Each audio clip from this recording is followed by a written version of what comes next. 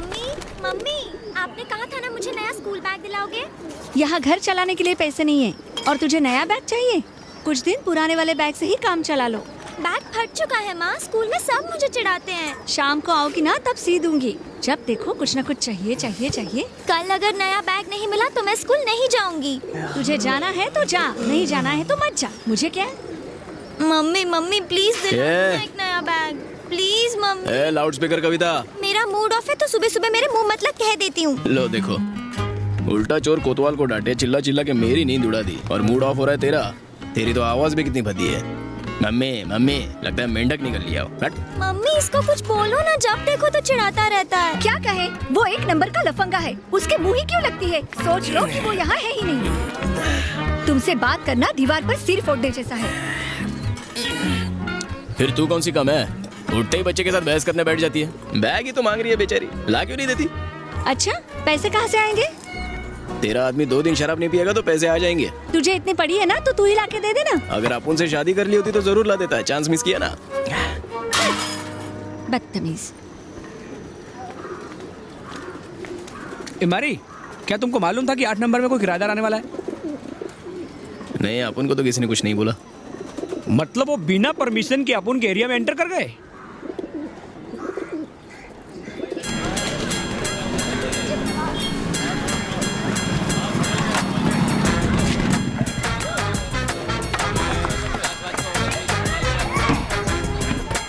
अबे एमएफ हुसैन की औलादो, पेंटिंग रोको और उधर ही स्टेच्यू हो जाओ। बिना परमिशन के इधर पेंटिंग करने का नहीं, समझा गया? अब उनका कुछ इज्जत है कि नहीं इधर? मैडम आप बाहर जाओ, अबे तो स्टेच्यू है। अरे तुम खाली क्यों खड़े हो? ये लो घड़ी को दीवार पे टांगो। क्या?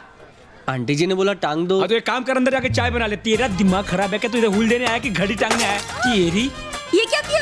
घड़ी क्यों तोड़ दी? ए आंटी, बिना परमिशन के इधर एंट्री मार के हमारी इज्जत का भाजी पाला कर डाला, ऊपर से हुल देती हो। ए, कौन हो तुम लोग? क्यों शोर मचा रहे हो? शाने, इस एरिया में रहने के लिए मारी बाई का परमिशन लगता है, समझा क्या?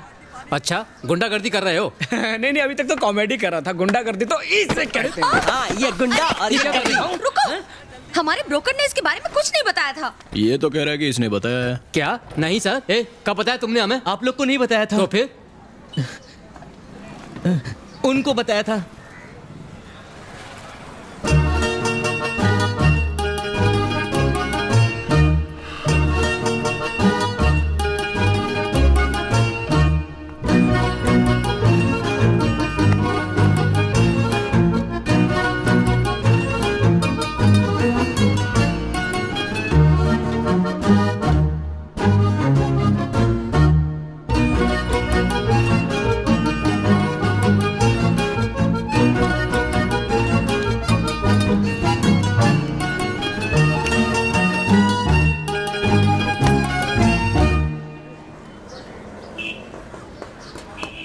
मर्द पे हाथ उठाती है। ए मारी bro, she is the only ladies.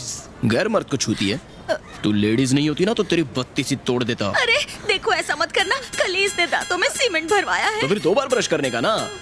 इसमें अपन लोग की क्या गलती? अपन लोग तो अपनी ड्यूटी कर रहा है। तो हसीना, ब्रोकर ने तुम्हें बताया था क्या?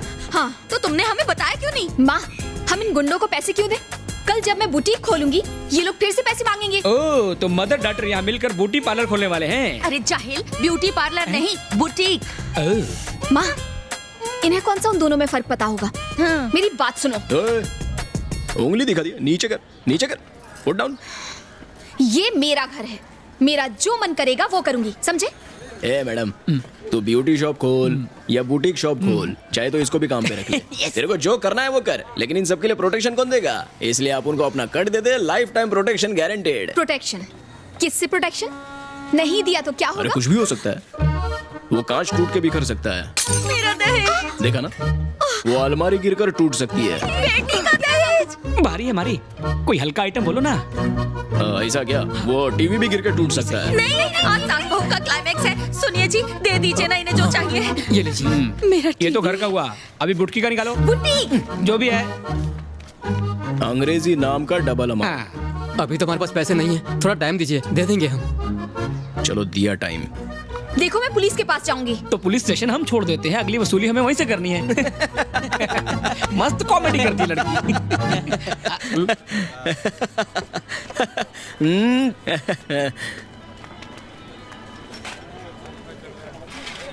भाई आप जैसे उस लड़की को देख रहे थे ऐसे लग रहा था आप लव में गिर गए। काय का लाओ, पहली बार किसी लड़की के कान के नीचे सुजाने का मन किया था, लेकिन लेडीज लोग को अपन इज्जत देता है इसलिए छोड़ दिया। लेकिन भाई मैंने करण शौहर की फिल्मों में देखा है कि हवा चलती है और हीरोइन स्लो मोशन में हीरो को गाली निकालती है, फिर हे करती है और हीरो को हीरोइन से प्यार हो जाता है। साले कितनी बार बोला कि उस नल्ले की पिक्चर मत देखा कर। साला इस लड़की के प्यार में पड़ने से अच्छा मैं बीमार पड़ जाऊं। फिर तो मेरा रास्ता साफ है। क्या बोला? मतलब रास्ता साफ है, आगे ट्रैफिक नहीं है। वो फूलन देवी जरूरत से ज्यादा ही उड़ती है, उसको कंट्रोल में रख। लेफ्ट लेफ्ट लेफ्ट, संभाल कर, थोड़ा ऊपर, वही ठीक है। अच्छा है ना?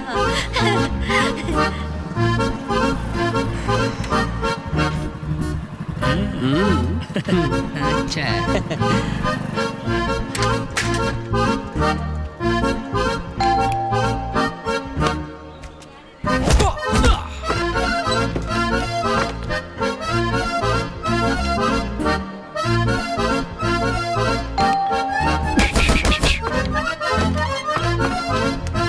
ये देखो माँ, हे, कहाँ छुप गए तुम सब? बेटा क्या कर हिम्मत है तो सामने आओ।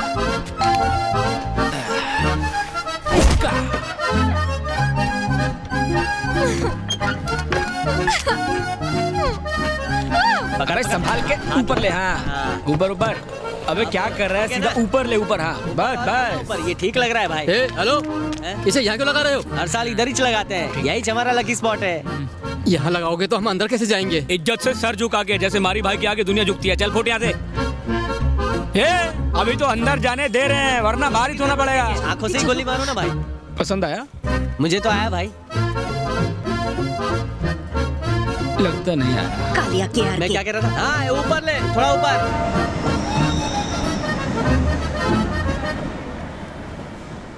अरे गांव वालों सुनो।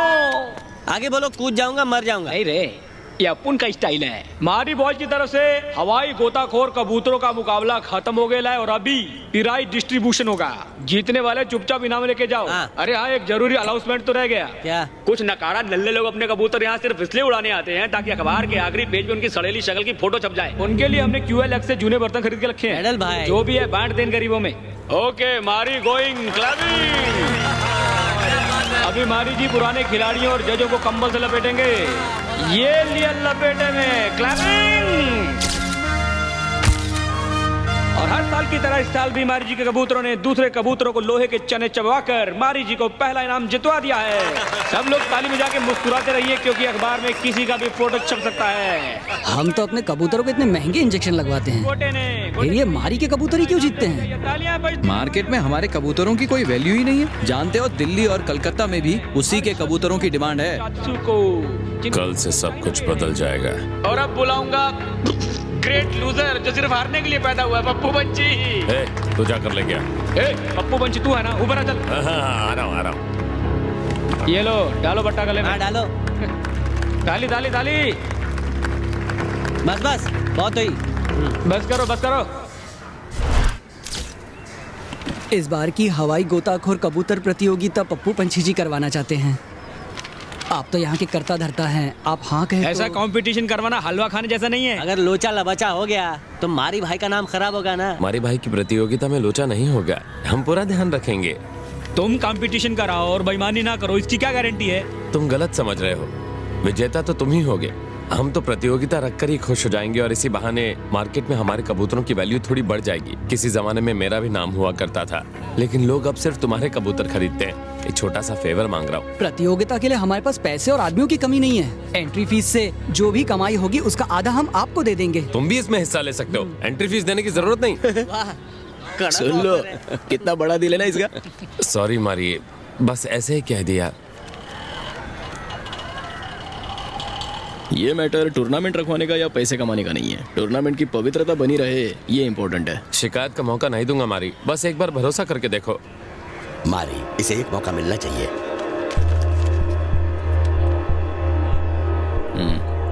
थैंक्स मारी। हमारे कबूतर हिस्सा नहीं लेंगे। लेकिन ऐसा क्यों मारी? तुमने कंपटीशन कराया और हम जीत गए तो तुम्हारी इज्जत की तो लग गई ना। नहीं मारी, अगर तुम्हारे कबूतर जीते तो हमारे लिए फक्र की बात है।